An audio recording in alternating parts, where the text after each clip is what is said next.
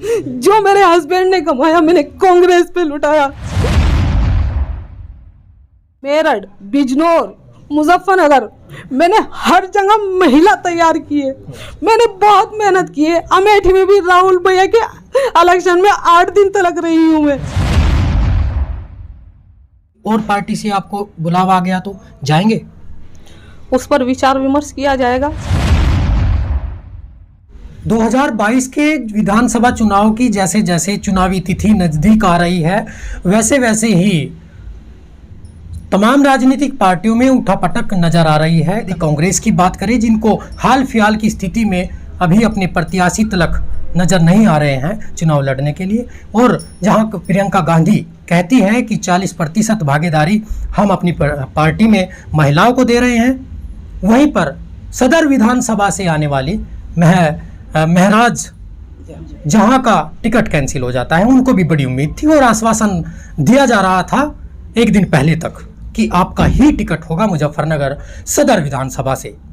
तो फिलहाल हमारे से बात करने के लिए महराज जहां है और क्या कुछ अपना दुखड़ा रोती हैं, और अभी दुखड़ा रोने की बात यदि करें तो सोशल मीडिया पर एक वीडियो क्लिप वायरल हो रहा है, जिसमें महराज जहां अपना दुखड़ा रोते हुए प्रियंका गांधी से गुहार लगा रही हैं कि मेहनती और कर्मठ जो कार्यकर्ता हैं उनको टिकट दिया जाए। और हालांकि मुजफ्फरनगर में यदि देखा जाए तो महिलाओं में महराज जहां बहुत अच्छी मेहनती कार्यकर्ता के रूप में कांग्रेस की हैं और वास्तव में इनका टिकट भी बनता था, लेकिन पता नहीं किस समीकरण के अनुसार इनका टिकट काट दिया गया। तो क्या कुछ कहती हैं महराज जहां, इनसे ही बात कर लेते हैं। जी, आपका टिकट काट दिया गया है और कांग्रेस दावा करती है कि 40% महिलाओं को भागीदारी अपनी पार्टी में देंगे, तो क्या कहीं वो वायदा झूठा हो गया है, मुकर गई है पार्टी अपने वायदे से? देखिए, प्रियंका दीदी ने तो वादा किया था, लेकिन प्रियंका दीदी जिन पर विश्वास करके और उनको भेजती हैं शहरों में और जानकारी लेने के लिए, तो उनको उनके ऊपर डिपेंड करता है कि वो अपनी ईमानदारी से काम करें। मैं समझती हूँ कि प्रियंका दीदी तो जो 40% की बात कर रही थी वो देने का वादा भी कर रही थी और दे भी रही हैं, लेकिन जिनको प्रभारी बनाकर भेजा गया, जिन लोगों को जिम्मेदारी दी गई है, उन्होंने अपनी जिम्मेदारी नहीं निभाई है। यहाँ पे 6 विधानसभा है, 6 विधानसभा पे 2 महिलाओं के टिकट बनते हैं और उन 2 महिलाओं में उन महिलाओं के होने चाहिए जो संघर्षशील हैं, जो आपका झंडा और डंडा उठाए फिरती हैं, जो आपके लिए हर संघर्ष करने के लिए तैयार हैं, आपके आदेश का पालन किया, खर्चा भी किया। जब बड़े बड़े नेता आते थे उनका स्वागत भी करते थे, पब्लिक भी दिखाते थे, मान सम्मान भी करते थे, और जो जो आदेश आते थे कि धरने प्रदर्शन के, और क्या कहते, जैसे एनआरसी का मामला हुआ था उसमें भी हमने भूमिका निभाई। जैसे ये कोरोना का मामला हुआ था उसमें आदेश आए थे ऊपर से कि आप जो है गरीबों को खाना वितरण करो। मैंने 2.5-3 लाख रुपए का खाना वितरण किया। फिर कहा आदेश आए ऊपर से कि आप जो है रसोई चलाओ। 15 दिन तक मैंने रसोई भी चलाई। कभी बिजली को लेकर हमने धरना प्रदर्शन किया, कभी सड़क को धरना प्रदर्शन किया, कभी हमने जो है जैसे किसी के साथ अत्याचार हो रहा है, दूसरी पार्टी अगर ये जो हाल फिलहाल में पार्टी है, हमने उनके खिलाफ भी धरने प्रदर्शन किए। हमारे इतने सारे आपने धरना प्रदर्शन कर लिए, 13 साल आप बताते हैं कि पार्टी को दिए हैं, उसका नतीजा क्या निकला? नतीजा ये निकला कि हमारे साथ नाइंसाफी हुई। मानते हैं नाइंसाफी हुई? जी, मैं ये बिल्कुल मानती हूँ और आज मैं बहुत दुखी हूँ। आज मेरी हिम्मत टूट गई है। कल तक मैं बहुत हिम्मत से काम कर रही थी कि प्रियंका दीदी आई हैं और वाकई में अब हमारे साथ जो है इंसाफ होगा। चलो हम पहले से संघर्ष कर रहे हैं लेकिन अब हमें मौका मिलेगा और हमारी पूरी तैयारी थी और मुझे पूरी उम्मीद थी कि मेरे साथ अब इंसाफ होगा और मैं सीट निकालने में भी सक्षम हो जाती अगर प्रियंका मुझे कांग्रेस से मौका मिलता। लेकिन मेरे साथ घोर अन्याय हुआ। मेरा एंड टाइम पे टिकट काट दिया गया। ये देखिए कि ऊपर से आदेश आए कि जो कैंडिडेट इलेक्शन लड़ेगा उसको बूथ वाइज लिस्ट बनानी होगी। हमारे मुजफ्फरनगर में 359 बूथ हैं। 359 बूथ में एक बूथ पे से 10 नाम, टेलीफोन नंबर, उम्र और जाति ये लिखने को कहा था। किसी ने नहीं बनाई, महराज जहां ने बनाई है वो लिस्ट भी। घर घर जाके महिलाओं से मिली, लोगों से संपर्क किया और मैंने 359 बूथ की जो है लिस्ट तैयार की। और वो लिस्ट में जब प्रदेश अध्यक्ष जी को देकर आई तो उन्होंने भी मुझे शाबाशी दी और कहने लगे कि तुम्हें बताने की जरूरत नहीं है कि तुम कितनी मेहनती हो, हमें पता है कि तुम बहुत मेहनत करती हो। धीरज गुज्जर जी आए यहाँ पे जो प्रभारी हैं, उन्होंने कहा बहन जी तुम्हें बताने की ज़रूरत नहीं है, हमें पता है कि तुम बहुत मेहनती हो। अभी 12 तारीख पहले 29 तारीख में आए थे, मैंने सबसे ज़्यादा ज़ोरदार स्वागत किया उनका। फिर वो 12 तारीख में आए और उन्होंने सबके सामने कहा कि अरे भाई ये तो मेराज जहाँ तो प्रबल प्रत्याशी है। जैसे उन्होंने कहा कि प्रबल प्रत्याशी है तो आपके साथ में महिला जो है वोट भी होगा और पुरुष वोट भी होगा, आप जीतने की दावेदारी कर रही हैं जी। यदि टिकट हो जाता तो जीतते, ये कहना चाह रहे हैं? जी बिल्कुल। आज टिकट नहीं हुआ है जी, तो क्या कुछ कहेंगे उस वोट बैंक से जो आपके साथ सपोर्ट में था? क्या ये कहेंगे कि वोट कीजिए अभी भी कांग्रेस को, या उसको कहेंगे कि ना कीजिए वोट? देखिए मैं कांग्रेस की कार्यकर्ता हूं और मैं अभी तक प्रियंका दीदी से उम्मीद रखती हूं कि वो मेरे साथ ज़रूर इंसाफ करेंगी, ना इंसाफी नहीं करेंगी। इसलिए मैं अभी जनता को कुछ जो है नहीं कहना चाहूँगी, क्योंकि सही गलत का जनता को सब पता है। सही, यदि नहीं भी अभी भी कोई गौर नहीं फरमाई गई आपके इन आंसुओं का, अभी भी प्रियंका जी को पता नहीं चला और नहीं वैल्यू समझ पाई आपकी आंसुओं की, तो क्या कदम होगा? किसी और पार्टी से आपको बुलावा आ गया तो जाएंगे? उस पर विचार विमर्श किया जाएगा।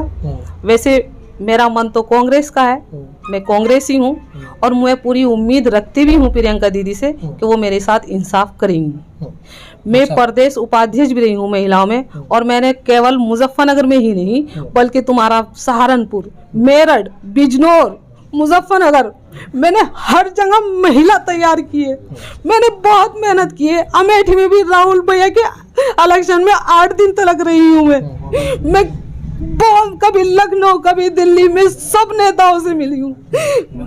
8 दिन तक राहुल भैया के प्रोग्राम में भी रही। मैंने जो मेरे हस्बैंड ने कमाया मैंने कांग्रेस पे लुटाया। मैंने ये सोचा था कि मैं अपनी एक पहचान बनाऊं, मैं जनता की सेवा करने के लिए निकली थी, वरना मैं पढ़ी लिखी लड़की थी, मैं चाहती तो नौकरी भी कर सकती थी, लेकिन मुझे समाज की सेवा करने का शौक था। मैं कुछ करना चाहती हूँ समाज के लिए, लेकिन जो मेहनती लोग होते हैं उन्हीं के साथ नाइंसाफी होती है। मेरे साथ इतनी महिलाएं जुड़ी हुई है, आज तक की मिसाल है कि कोई इतनी महिलाएं नहीं जोड़ सका। अगर आप उठाकर देखें, मेरा फेसबुक पे उठा के देखें मेरे साथ कितनी महिलाएं जुड़ी हुई है, कितनी मैंने मेहनत कर रखी है, आपको एहसास हो जाएगा। प्रियंका दीदी मेरे पास इतने फोटोज है कि आप थक जाएंगी देखती देखती। मैंने इतने फोटोज है, इतने प्रोग्राम मैंने करे, एक से एक बढ़ के प्रोग्राम करे, मैंने धरने प्रदर्शन किए। अगर हिंदुओं का त्योहार आया तो मैंने उसमें भी जो है फल वगैरह वितरण करे। मुसलमानों का त्योहार आया तो मैंने उसमें भी गरीबों को जो है हेल्प की है। मैं इतना काम करती रही और कांग्रेस के बारे में बताती रही कि कांग्रेस से जुड़ो। जी मेहरा जी, मैं एक सवाल करना चाह रहा था। जैसे कि अभी आपका टिकट तो कट गया, अभी दूसरे प्रत्याशी का टिकट हो गया है, सुबोध शर्मा जी है, तो क्या यदि आपका टिकट होता तो आप कह रही हैं सदर विधानसभा सीट निकाल ले जाते कांग्रेस के लिए, क्या सुबोध शर्मा जी इस सीट को निकाल पाएंगे? आपके सामने रिजल्ट आ जाएगा 10 तारीख के बाद, देखिएगा ये क्या रिजल्ट आता है। हाँ या ना? निकाल पाएंगे? नहीं बता दूंगी कि क्या रिजल्ट आएगा। ये अपनी जमानत भी जब्त करा लेंगे, मुझे इतना पता है कि इनका क्या वजूद है यहाँ पे। जहाँ विधानसभा सदर की बात आती है तो महराज जहाँ बता रही थी, और इनके आंसुओं का क्या कीमत लगाती है कांग्रेस, ये तो वक्त आने पर पता चलेगा, अभी तो कुछ कहा नहीं जा सकता।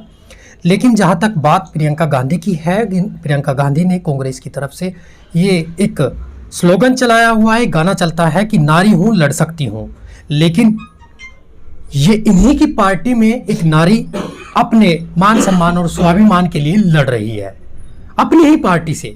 ये कैसी दुविधा है, ये क्या रणनीति है जहां पर कांग्रेस कहती है कि 40% महिलाओं को हिस्सेदारी कांग्रेस में मिलेगी, यहाँ देखने को मिल रहा है। ये अभी महराज जहां बता रही है, तो क्या अभी ऐसी स्थिति बन गई है महराज जी कि अपनी ही पार्टी से लड़ने का काम करेंगी?